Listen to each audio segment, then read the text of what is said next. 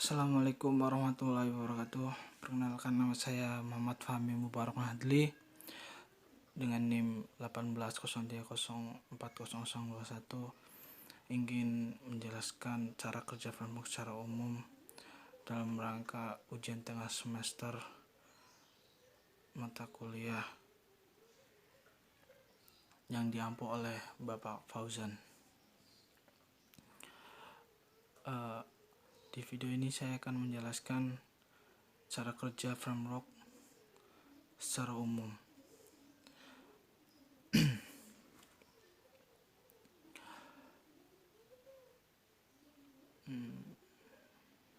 Langsung saja pada pengertian dan tujuan. Framework merupakan perangkat lunak yang dirancang untuk mengembangkan website dinamis. Tujuan framework adalah mengurangi overhead yang terkait dengan kegiatan umum yang dilakukan dalam pengembangan web. Misalnya penyediaan library untuk mengakses database, framework template, management session, dan yang sering diunggulkan adalah adanya kode reuse.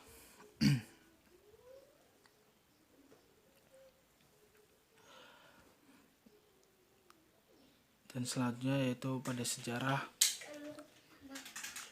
tidak adanya inheritance dinamis pada desain World Wide Web. Kode hypertext awalnya diketik semuanya secara manual yang kemudian dipublish lewat web server.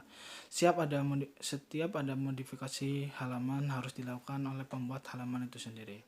Dan poin ketiga yaitu untuk menyediakan halaman web dinamis yang mencerminkan input pengguna. Command Gateway Interface standar diperkenalkan untuk antarmuka aplikasi eksternal dengan server web sehingga bisa mempengaruhi beban server, karena setiap permintaan harus memulai proses yang terpisah. Yaitu sejarah yang kedua yaitu programmer menginginkan integrasi yang lebih kuat dengan web server untuk memungkinkan aplikasi web dengan lalu lintas tinggi. Misalnya Apache HTTP Server mendukung modul yang dapat memperluas kemampuan web server dengan akses kode arbitrary seperti module atau main forward, permintaan khusus untuk web server yang dapat menangani konten dinamis seperti Mojang. Poin yang ke-6, beberapa web server seperti Apache Tomcat secara umum dirancang untuk menangani konten dinamis dengan menjalankan kode yang ditulis dalam beberapa bahasa seperti Java. Yaitu pada jenis framework, kebanyakan aplikasi framework berdasarkan pada pola model view control atau yang sering disebut dengan MVC. MVC yaitu banyak framework menggunakan arsitektur MVC untuk memisahkan model data dengan business rule dari user interface. Hal ini umumnya dianggap sebuah praktek yang baik karena memodularisasi kode meningkatkan penggunaan kembali kode dan memungkinkan banyak interface untuk diterapkan. Ini yaitu penjelasan sedikit tentang MVC. Dalam aplikasi web ini memungkinkan tampilan berbeda yang akan disajikan seperti halaman web untuk manusia dan antarmuka web service untuk aplikasi remote.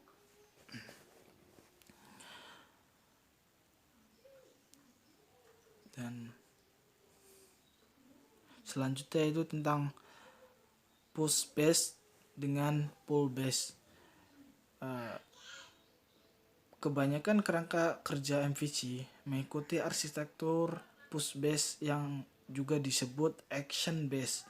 Framework ini menggunakan tindakan yang melakukan pengolahan yang diperlukan dan kemudian push data ke lapisan view untuk merender hasil.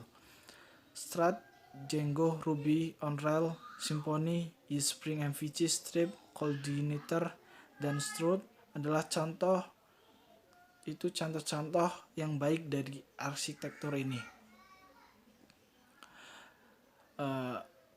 Pada alternatif lain adalah pull based. Arsitektur kadang-kadang juga disebut berbasis komponen. Framework ini mulai dengan lapisan view yang kemudian dapat menarik hasil dari beberapa controller yang diperlukan dalam arsitektur ini. Beberapa controller dapat terlibat dengan satu tampilan.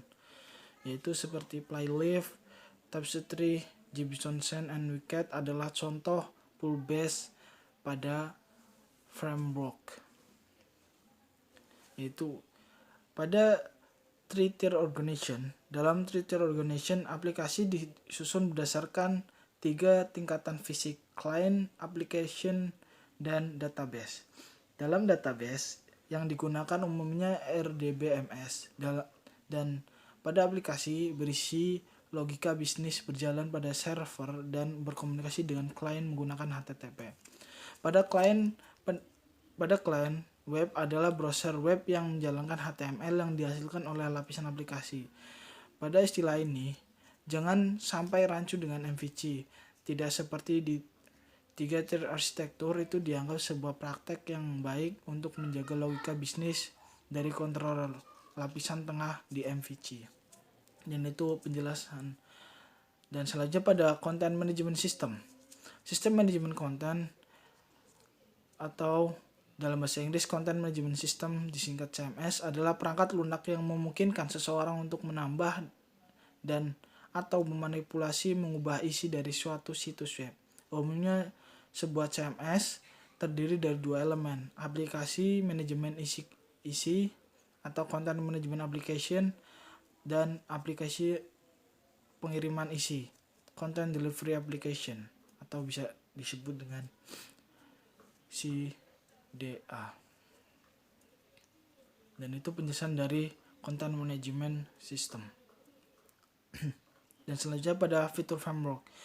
Pada fitur framework itu memiliki web template system, chasing, security, database access, mapping and configuration, terus scaffolding, URL mapping, AJAX. Terus pada web template system, halaman web dinamis biasanya terdiri dari bagian statis dan bagian yang dinamis yang merupakan kode yang menghasilkan HTML. Kode menghasilkan HTML dapat melakukan hal ini template atau pada kode. Teks yang akan dihasilkan dapat berasal dari database sehingga memungkinkan untuk secara dramatis mengurangi jumlah halaman di situs.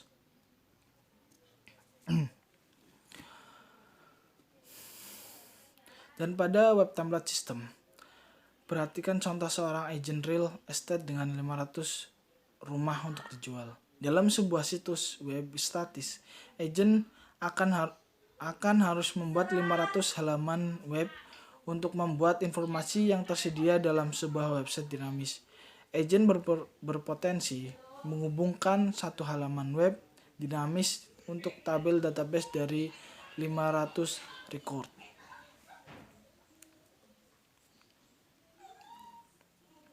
Pada web template system, dalam template, variabel dari bahasa pemrograman dapat dimasukkan tanpa menggunakan kode, sehingga kehilangan kebutuhan pengetahuan pemrograman untuk membuat update ke halaman dalam situs web. Buah sintak dibuat tersedia untuk membedakan antara HTML dan variabel. Misalnya di JSP, tag cout digunakan untuk variabel output dan halaman smart variable yang digunakan. Dan contoh itu ada pada PowerPoint. Contoh.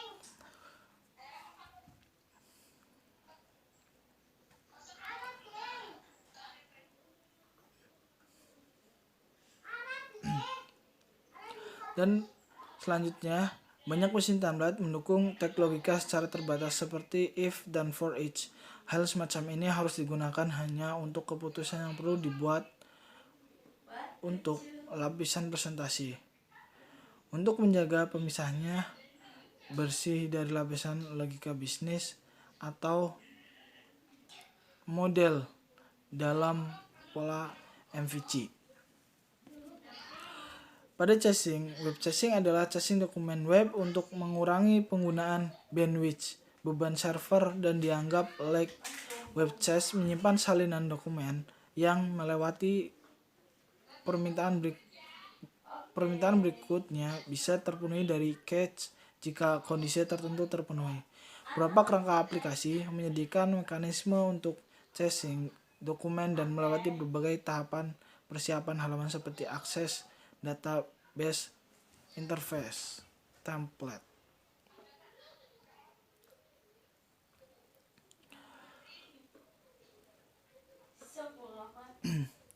Dan itulah penjelasan dari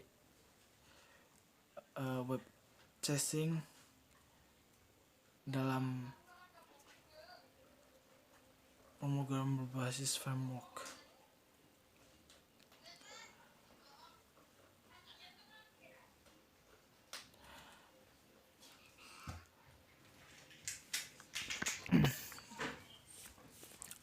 Dan selanjutnya yaitu pada security. Beberapa framework aplikasi web dilengkapi dengan framework autentikasi dan otorisasi yang memungkinkan web server untuk mengidentifikasi pengguna dari aplikasi dan membatasi akses ke fungsi didasarkan pada beberapa kriteria yang ditetapkan.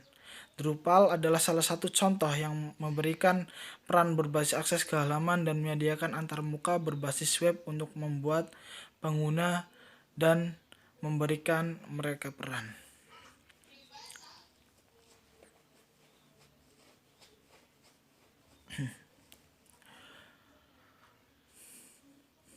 Yaitu pada database access, mapping, dan configuration. Banyak framework aplikasi web membuat API terpadu untuk backend database, memungkinkan aplikasi web untuk bekerja dengan berbagai database tanpa perubahan kode, dan memungkinkan programmer untuk bekerja dengan tingkat yang lebih tinggi. Untuk kinerja yang lebih tinggi, konsep database harus dikumpulkan. Selain itu, beberapa berorientasi objek framework berisi alat pemetaan untuk menyediakan objek relational mapping. Beberapa framework meminimalkan configuration aplikasi web melalui penggunaan introspeksi dan atau dikenal sebagai konvensi. Sebagai contoh, banyak framework Java menggunakan Hibernate sebagai lapisan bersintensi yang dapat menghasilkan skema database saat runtime mampu terus terjadi informasi yang diperlukan. Hal ini memungkinkan desainer aplikasi untuk merancang objek bisnis tanpa perlu secara eksplisit menentukan skema database. Kerangka seperti Ruby on Rails juga dapat bekerja secara terbalik, yaitu mendefinisikan sifat model objek pada saat runtime berdasarkan skema database.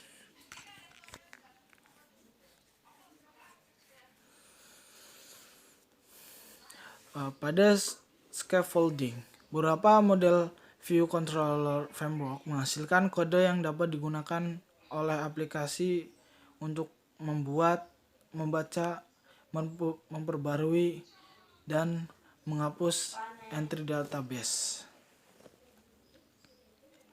Pada URL mapping URL adalah mekanisme pada framework untuk menafsirkan URL. Beberapa framework seperti Drupal dan Django cocok dengan URL yang diberikan terhadap pola yang telah ditentukan dengan menggunakan ekspresi reguler, sementara beberapa yang lain menggunakan URL rewriting untuk menerjemahkan URL yang tersedia menjadi satu yang mendasari mesin akan mengenali. Contoh mapping URL pada CMS WordPress dengan menggunakan mode rewrite pada modul Apache.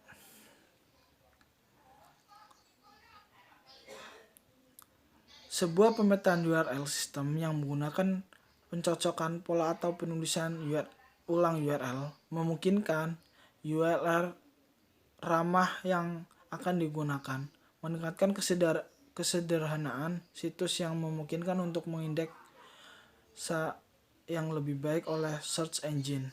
Sebagai contoh, URL yang berikut ini bisa dilihat, yaitu halaman.cgi cat sama dengan ilmu dan topik sama dengan fisika dapat diubah menjadi hanya halaman /science/fisika, dan itu adalah contoh pada URL mapping.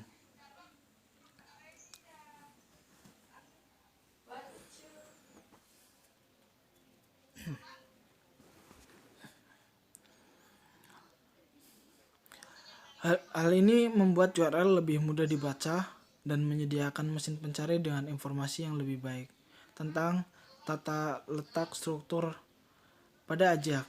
Ajax singkat untuk Asynchronous JavaScript and XML adalah teknik pengembangan web untuk membuat aplikasi web. Tujuannya adalah untuk membuat halaman web terasa lebih responsif dengan bertukar sejumlah kecil data dengan server di belakang layar, sehingga seluruh halaman web tidak harus ulang setiap kali pengguna meminta perubahan. Hal ini dimaksud untuk meningkatkan interaktivitas halaman web, kecepatan, dan penggunaan. Karena kompleksitas pemrograman Ajax di JavaScript, terdapat framework Ajax banyak yang eksklusif berhubungan dengan dukungan Ajax. Beberapa framework Ajax bahkan ditanam sebagai bagian dari framework yang lebih besar. Misalnya pada library jQuery, JavaScript disertai dalam WordPress. Pada web service, beberapa framework menyediakan alat untuk menciptakan dan menyediakan layanan web. Dan sekian presentasi dari saya, kurang lebihnya mohon maaf. Wassalamualaikum warahmatullahi wabarakatuh.